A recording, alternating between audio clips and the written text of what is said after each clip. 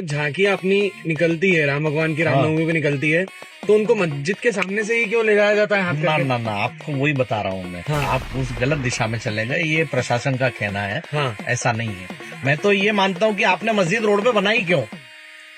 अच्छा। इसी कांग्रेस पार्टी ने आज के पढ़े लिखे बेरोजगार नौजवानों के माता पिताओं को नौकरी दी। उसी नौकरी की पेंशन खा के सोशल मीडिया के ऊपर कुछ नौजवान सवाल पूछते हैं कि कांग्रेस ने क्या किया। तो कितना अच्छा लॉजिक दिया ना भाई ने। चलिए अब आपको इससे भी अच्छा लॉजिक दिखाते हैं। ये जो लोग कहते हैं ना कांग्रेस ने ये किया वो किया, उनसे मेरा सिर्फ एक ही जवाब है कि अगर तुम्हारे बाप और दादा अगर नसबंदी वाली योजना में फंस गए होते ना तो कुछ हो चाहे ना हो, तू तो नहीं होता। जय श्री राम। इस भाई ने भी कुछ गलत नहीं बोला, इसका लॉजिक भी एकदम वैलिड है। अगर उस योजना में इनके पिताश्री फंस गए होते तो आज यहाँ पर खड़े होकर ज्ञान नहीं दे रहे होते। भारतीय जनता पार्टी वालों बताओ, क्या इस बार दिवाली पर चाइनीज सामान का बहिष्कार करना है कि नहीं करना है?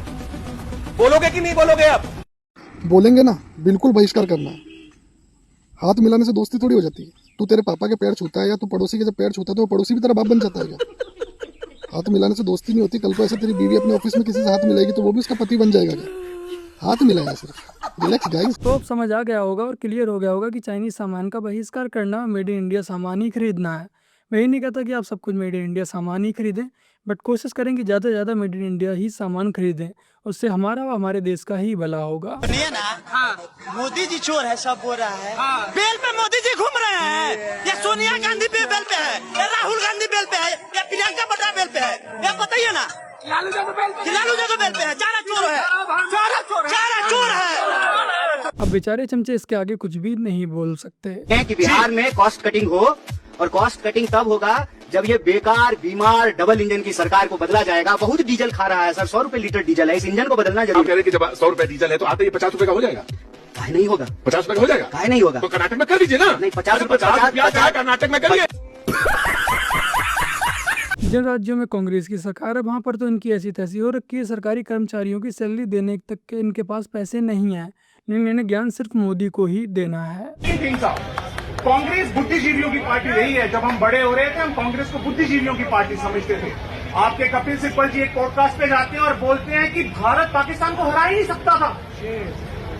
कैसे हो सकता है सर? ये आप अपनी राजनीति चलाइए, पर राजनीति साफ हाथों से खेलिए। एक बहुत अच्छा शेर है सैफ भाई, आपको डेडिकेटेड है कि चाहे रहो गवर्नमेंट में, चाहे रहो उनके मुखालफिन के साथ, चाहे रहो अहले तख्त या रहो उनके मुखालफिन के साथ, अरे कुछ तो वफादारियां रखो जमीन के साथ।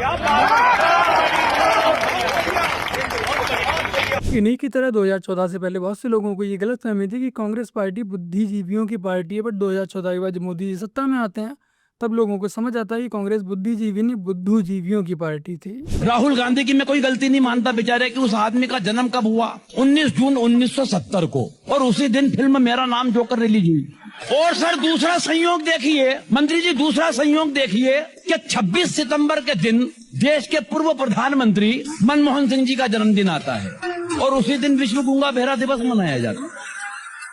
बड़ा ही खतरनाक सहयोग है। अब चमचो ये मत कहना कि इसमें भी मोदी जी का हाथ है। ये सब लिखेंगे बेटा, बहुत गाली देंगे आपके देश को। I deal with it every day. This index, that index, BBC, CNN, Washington Post, they have written a nasty article on you. And we have said that you guys are totally biased again. We are very polite. Remember beta, we are the children of Chanakya. Diplomacy इनके बाप को हम सिखा। We are the best in the world. Will you remember that? Yes. Don't be apologetic about it. And don't accept. Bharat को गोरे की नजर से मत देखो, भारत को भारत की नजर से देखो। Yes, sir. ये जितनी भी रिसर्च आती है, जितनी भी इंडेक्स आती है, इनमें इंडिया काफ़ी नीचे होता है। यहाँ तक कि पाकिस्तान, बांग्लादेश, श्रीलंका से भी नीचे होता है। क्योंकि जितनी भी रिसर्च होती हैं, जो भी इंडेक्स होती हैं, सारी की सारी पब्लिश करने वाली अमेरिका या विदेशी कंपनियां ही होती हैं, जो कि भारत की तरक्की नहीं देख पाती हैं। तो कैसे भी करके बस भारत को नीचा इन्हें दिखाना होता है। मोहम्मद साहब अल्लाह ताला के पैगंबर हैं। किसने कहा? अल्लाह ने कहा है कि मोहम्मद साहब उनके पैगंबर हैं। तुम्हें कैसे पता? कुरान में लिखा है। कुरान पर भरोसा क्यों करें? ये अल्लाह की आयतें हैं जो अल्लाह ने मोहम्मद साहब को खुद बताई। ये कैसे पता कि आयतें अल्लाह की हैं? हमारे नबी ने खुद कहा है। अब नबी पर भरोसा क्यों करें? क्योंकि वो अल्लाह के पैगंबर हैं। मंगल भाव वह क्या ही लॉजिक दिया है। महाराष्ट्र में आम लोगों को हिंदी बोलने के लिए मारा जा रहा है और मारने वाले उसी सांस में बोल रहे हैं कि हम छत्रपति शिवाजी महाराज के वंशज हैं। मैं 2 साल से छत्रपति शिवाजी महाराज का जीवन स्टडी कर रहा हूँ। महाराज को 9 से ज़्यादा भाषाएं आती थी fluently, including Persian and Sanskrit. उन्होंने औरंगजेब को जो पत्र लिखा तो वो पर्शियन में लिखा है और अपने पूरे कार्यकाल में उन्होंने मराठी ना बोलने के लिए किसी को सजा नहीं दी। छत्रपति संभाजी महाराज को 13 से ज़्यादा भाषाएं फ्लुएंटली आती थी। कहते हैं वो मुगलों से अच्छी पर्शियन बोलते थे। और छत्रपति संभाजी महाराज ने अपनी सारी कविताएं हिंदी में लिखी हैं। उनने 3 किताबें लिखी, नाई का भेद, नक्शिक और 7 शतक। तीनों हिंदी और ब्रज भाषा में हैं, जो यूपी की भाषा है। उनने एक किताब और लिखी, वो संस्कृत में है। संभाजी महाराज की एक भी किताब मराठी में नहीं है। तो भाषा के नाम पे कम से कम छत्रपति शिवाजी महाराज और संभाजी महाराज को बदनाम करना तो बंद कीजिए। मुझे पर्सनली मराठी बहुत पसंद है क्योंकि मेरे कुछ सबसे करीबी मित्र मराठी हैं। वो आपस में मराठी में बात करते हैं लेकिन मेरे सामने हिंदी में बोलते हैं ताकि मुझे समझ में आ जाए। और मैं मराठी सीखने की कोशिश भी करते रहता हूँ। पर अब आप किसी का कॉलर पकड़ के बोलेंगे कि सीख मराठी बोल, तो जो सीखने वाले हैं वो भी नहीं सीखेंगे। तो मेरे सारे मराठी लोगों से ये रिक्वेस्ट है कि कम से कम इन पॉलिटिकल एजेंट्स की वजह से आप पूरे महाराष्ट्र और मराठी लोगों को बदनाम मत होने दीजिए। That's all. जय हिंद। मेरे जितने भी महाराष्ट्र के भाई बहन इस वीडियो को देख रहे हैं, आप लोगों से यही कहना है कि एक बार खुले दिमाग से निष्पक्ष होकर सोचें और ऐसे नेताओं के बहकावे में ना आए जो कभी जाति के नाम पर, कभी भाषा के नाम पर हमारी ही देश की जनता को आपस में लड़ाने पर लगे हुए हैं। मैं सभी भाषाओं का सम्मान करता हूँ, मराठी का भी सम्मान करता हूँ, लेकिन यदि आप किसी के साथ मारपीट करके उसे जबरदस्ती अपनी भाषा थोपेंगे, यदि वो सीखना भी चाहेगा तब भी वो नहीं सीखेगा। तो कृपया ऐसे नेताओं के चुंगल में फंसना बंद कीजिए। तो बस मेरे प्यारे भाई बहनों, आज की अपनी इस वीडियो में इतना ही। वीडियो को लाइक, शेयर, कमेंट और अपने इस चैनल को सब्सक्राइब ऐसे कर लीजिएगा। बजाते आते आपको एक वीडियो दिखाते हुए जा रहा हूँ। उस वीडियो को आप लोग पूरा देखिएगा कि जब कांग्रेस सरकार सत्ता में थी उस समय न्यूज़ चैनल्स पर क्या न्यूज चला करती थी। चलिए फिर मिलते हैं एक और नई वीडियो के साथ। तब तक के लिए जय हिंद, वंदे मातरम, जय श्री राम। जिस तरीके से आज आनंद शर्मा जी ने कहा है कि अगर 500 टन सोना अगर हम गिरवी रख दें तो देश की स्थिति बेहतर हो सकती है, यानी एक बार फिर 1991 की याद होने लगी। सवाल फिर ये खड़ा होने लगा है कि जब देश की अर्थव्यवस्था क्या वाकई में बहुत हालत खराब है, क्या वाकई में अर्थव्यवस्था आईसीयू में भर्ती हो गई है। मनमोहन सरकार पर घोटाले का सबसे बड़ा अटैक हुआ है। 2G घोटाला, कोयला घोटाला, मनरेगा घोटाला, एक के बाद एक 3 घोटाले की फाइल आज खुली। मनमोहन सरकार घोटाले के जाल में ऐसे फंसी है, जितनी कोशिश निकलने की होती है उतना ही सरकार फंसती जा रही है।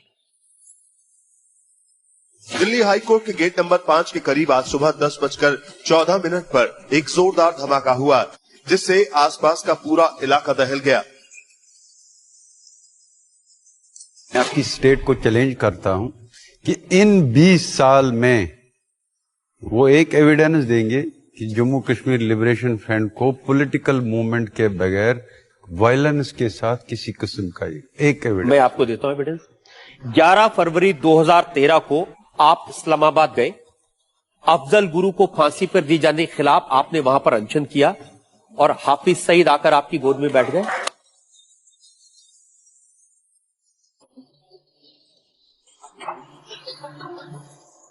हमने वजीर आजम से बात करी, हमने सोनिया गांधी जी से बात करी।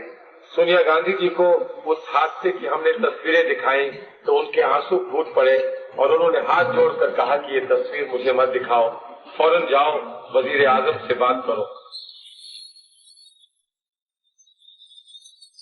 सुप्रीम कोर्ट में अयोध्या मसले की सुनवाई को अगले लोकसभा चुनाव तक टालने की दलील देने के बाद सुन्नी वक्फ बोर्ड के वकील कपिल सिब्बल चौतरफा घिरते दिख रहे। पीएम मोदी और बीजेपी के हमले के बाद अब उस सुन्नी वक्फ बोर्ड ने ही सिब्बल से किनारा कर दिया है, जिसका पक्ष रखते हुए उन्होंने सुप्रीम कोर्ट में दलील दी। मोदी सब अपनी बात कहते हैं साहब किसी ने नहीं किया, बहुत कोशिश की, उन्हीं के बीजेपी ने भी कोशिश की, कुछ नहीं हुआ। अब मोदी साहब क्या कर लेंगे? अब 370 की बात करते हैं, और कभी भी अगर वो 10 दफा भी हिंदुस्तान के प्राइम मिनिस्टर बनेंगे वो 370 को नहीं छू सकती।